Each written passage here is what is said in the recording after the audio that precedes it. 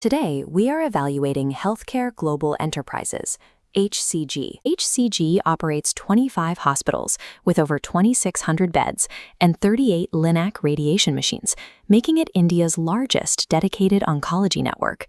This massive infrastructure is positioned to meet a rising incidence of cancer across the Indian population. This rising demand is further accelerated by an aging demographic and a steady increase in health insurance penetration, allowing more patients to access specialized treatment protocols. HCG maintains a pure-play focus, meaning they concentrate exclusively on oncology services, rather than the broad, diluted service offerings of multi-specialty hospitals. The standard cancer treatment lifecycle is complex, moving from initial diagnosis through surgery, chemotherapy, radiation, and long-term follow-up. Multi-specialty hospitals often lack the depth to handle every stage. They frequently leak revenue when patients are forced to transfer to external specialists for advanced radiation or complex oncology surgeries. HCG's integrated model is designed to capture the patient across this entire continuum, ensuring the patient remains within their network for the duration of the treatment journey.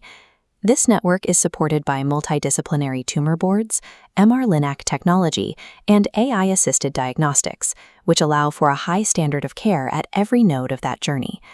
By controlling the full treatment lifecycle, HCG builds a recurring revenue moat that is difficult for general hospitals to replicate without significant specialized capital investment. To see if this model is working, we must look at the actual financial outputs generated by these hospitals. In FY26, HCG reported top-line revenue growth of approximately 15%. However, their adjusted EBITDA grew faster, at 19%. This is operating leverage. It indicates that as the hospitals fill their beds, profit is growing faster than revenue because the fixed costs of the facility and equipment are being utilized more efficiently. This leverage pushed HCG's overall EBITDA margin to 18.5%. Simultaneously, the return on capital employed, the ROCE, improved to 14%. For a capital-intensive business, rising ROCE is a critical signal. It demonstrates that management's investments in new equipment and facilities are generating increasing returns on every rupee spent. We see this in their current capital allocation, specifically in the expansion of high-return centers like the North Bengaluru facility. Management is focused on increasing patient volumes within this specialized framework, while avoiding the type of aggressive debt that can destabilize a hospital's balance sheet. When disciplined capital allocation leads to an expanding ROCE, a company moves away from speculative growth toward becoming a predictable financial compounder. However, scaling a network of this size involves significant friction and unavoidable risks. The primary risk is the high capital expenditure required for oncology. New wings and radiation technologies require massive upfront spending that can take years to generate positive cash flow. Growth is also constrained by human capital.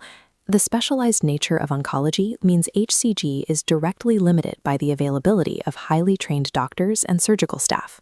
Furthermore, multi-specialty hospitals are increasingly aware of these demographic shifts and are building their own dedicated oncology wards to capture this market. Maintaining this compounding trajectory will depend on management's ability to navigate these high-cost, talent-intensive constraints over the long term. To see if the market is validating these financial trends, we look at the price action on the charts. This monthly chart reveals HCG's macro multi-year trend. The stock recently completed a structural base breakout. After a period of correction, the price has moved back above historical highs, emerging from a long phase of consolidation. Looking at the bottom pane, the relative strength line compares HCG's performance to the broader market. The sharp upward slope against the Nifty 50 suggests institutional accumulation, showing that the stock is leading the benchmark. Moving down to the weekly view, we can analyze the more immediate primary trend. The stock is finding support at the 50-period exponential moving average, which is currently acting as a dynamic floor for the price. This trend is defined by a consistent sequence of higher highs and higher lows, reflecting a steady upward progression. Momentum is currently in a healthy range, with the RSI near 63 and volume increasing on green candles, indicating participation in the move. This structural breakout and rising relative strength suggests that the market is now acknowledging the operational improvements seen in the underlying and its increasing relative strength against the index. The technical breakout on the charts is a strong signal that the market is pricing in the margin expansion and unit economics we've observed.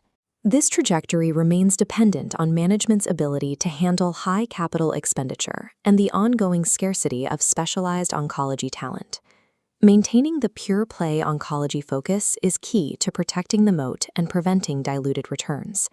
If these operational standards are maintained, the combination of rising insurance coverage and HCG's specialized scale creates a significant runway for growth. Compounding in this sector relies on a margin that consistently exceeds the cost of the equipment and real estate required to treat patients. If management continues this level of execution, HCG possesses the necessary structure to remain one of India's most durable specialized healthcare compounders.